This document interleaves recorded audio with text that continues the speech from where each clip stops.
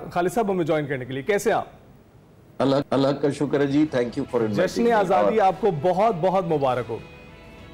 आपको भी, आपके चैनल को और पाकिस्तान के तमाम लोगों को जो पाकिस्तान में बसते हैं और पूरी दुनिया में बसते हैं बहुत ज़्यादा और दिल की गहराइयों से यौम आज़ादी मुबारक हो।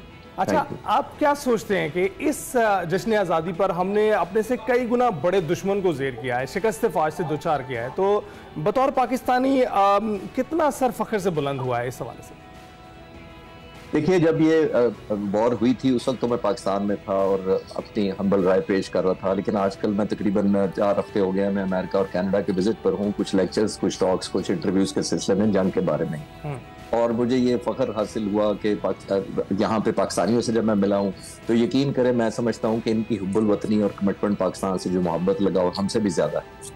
इतने ज्यादा एक्साइटेड हैं जब मैं यहाँ पे लेक्चर देता हूँ या होटल वगैरह में इवेंट्स होते हैं, वो मुझे आकर जिस तरह मिलते हैं मुझे शक होता है कि शायद वो जहाज मैंने मारे थे। यानी इतना ज्यादा एहतराम है एयरफोर्स का, खास तौर पर आपने खुद ही कहा कि हमने दुश्मन को वो मुंह तोड़ जवाब दिया था, तो अल्लाह का शुक्र है ये सिर्फ अल्लाह की ब्लेसिंग से हो पाया।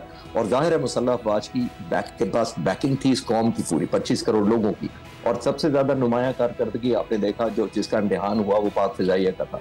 इतना ज्यादा बेफिटिंग रिस्पॉन्स दुनिया में शायद ही, रात के 12-1 बजे कॉम्बैट होती है, आपके 125 जहाज हवा में हैं, बियॉन्ड विजुअल रेंज मिसाइल उठाए हुए हैं, तकरीबन 500 के करीब हवा में, छोटी सी स्क्रीन के ऊपर देख सकते हैं दुश्मनों को, आप सामने देख ही नहीं पाते अपने दुश्मन को, ये डॉग फाइट वाला जमाना नहीं है।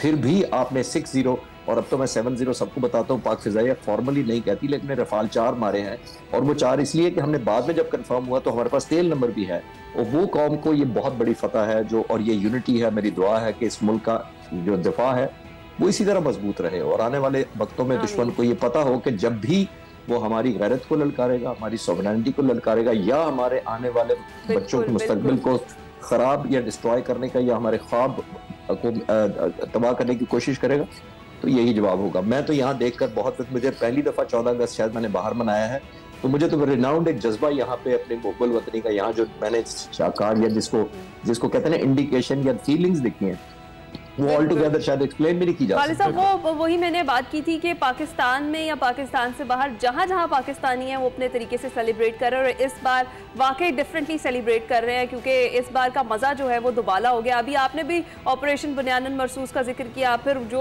उसमें भारत को इबरतनाक शिकस्त हुई, तो आपने देखा है कि अब अपनी खिफत मिटाने के लिए रोज़ नित नए बयानात, मुज़क्का खेज़ बयानात सामने आ रहे हैं उनके, और कभी तो करोड़पति बन जाते हैं तो लोगों ने तो उस पर भी सोशल मीडिया पर उन्हें कहा है कि इससे कोई नए राफेल ही खरीद ले जो गिरे ना। और दूसरा ये कि जो गुजरा होगा आपकी नज़र से भी बयान भारतीय एयर चीफ का, जिसमें वो अब आके ये दावा कर रहे हैं कि जी पाकिस्तान के भी जहाज उन्होंने गिराए हैं, 3 माह के बाद वो होश में आए हैं।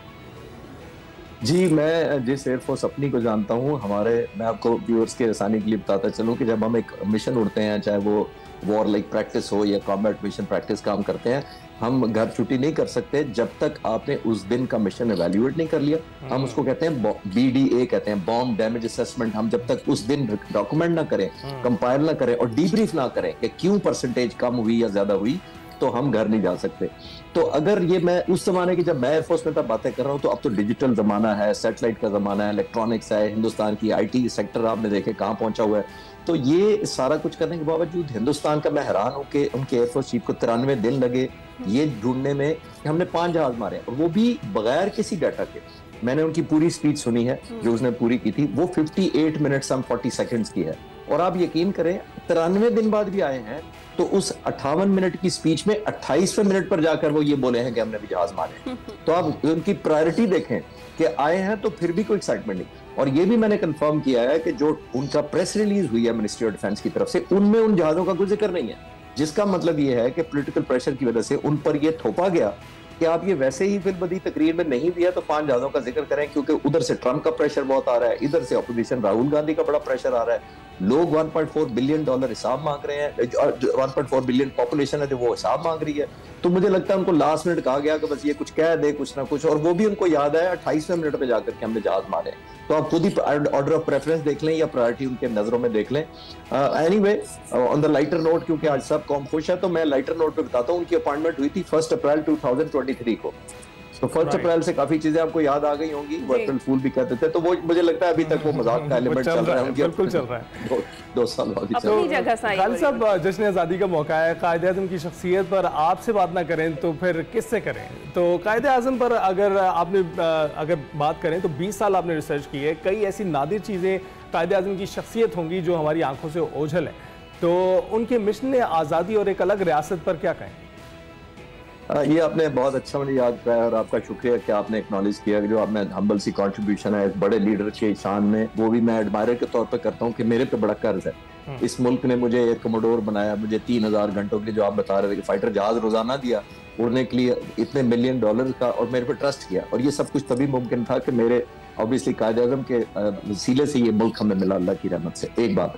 दूसरी बात यह है कि हमें रिन्यूड एक सेंस ऑफ अचीवमेंट आज मिलनी चाहिए। बहुत सारे नौजवान बच्चे जो आप जैसे होते हैं, उनके ज़हनों में हमने डाउट्स पैदा किए हैं कि ये मुल्क मिलना चाहिए था, होना चाहिए था, लेना भी चाहिए था कि नहीं लेना चाहिए था, क्योंकि हमने लीडरशिप की वो शायद मिसाल सामने एग्जिबिट करते हुए नहीं देखी जो कायदे आज़म की थी।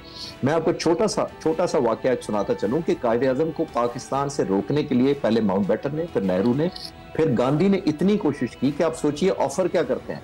उनको ऑफर किया गया कि अगर आप पाकिस्तान की जिद छोड़ दें तो हम आपको पूरे हिंदुस्तान का पहला वजीर आज़म बनाने को तैयार है। ये ज़हन में रखिएगा, पूरा पाकिस्तान KPK से लेकर बांग्लादेश तक, ये इसको पाकिस्तान हिंदुस्तान होना था। तो जवाब में कोई पॉलिटिशियन होता, और with due apology to politicians, तो वो कॉम्प्रोमाइज कर लेता कि जी ठीक है, मुझे अगर आप वजीर आज़म बना रहे हैं तो ये तो फिर बड़ा जबरदस्त है, मेरे लिए तो बड़ा अच्छा पैकेज मिल गया मुझे।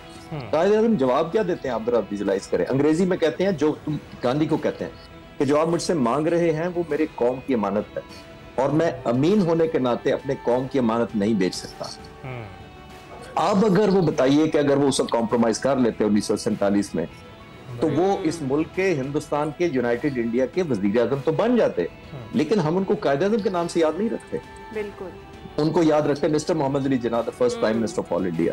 तो ये लीडरशिप का सैक्रिफाइस होता है। अपने लिए पावर बच्चों के ज़हनों में डाला जाता है। कायदे आज़म को पावर का शौक था, कायदे आज़म को अपॉइंटमेंट चाहिए थी, मुतनाज़े किया जाता है। तो अगर किसी ने पावर लेनी थी तो पूरे हिंदुस्तान का प्राइम मिनिस्टरशिप इसी शख्स को ऑफर हो रही थी, पावर थी। तो फिर देखें, मैं ये कहना चाह रहा हूँ, कन्विंस करना चाह रहा हूँ यूथ को कि उन्होंने अपनी सेहत देखिए, टीबी किसी को नहीं बताई, सबसे बड़ी बात है, और अपने पे जबर लेते रहे। ट्रैवलिंग उनको सख्ती से मना की गई थी, वो हर वक्त ट्रेनों का सफर करते थे, जहाज उस तरह होते नहीं थे जिस जमाने में। तो ये कमिटमेंट थी, डिवोशन थी, आखिरी वक्त तक वो मेरा 20-20 घंटे काम करते थे। तो हमें भी उनसे ये इंस्पिरेशन लेनी चाहिए कि जो पाकिस्तान उन्होंने दिया था। मुझे अफसोस है कि आप जैसे नौजवानों को वो पाकिस्तान हैंडओवर हमारी या मुझसे पहले आने वाली नस्ल वो नहीं कर सकी।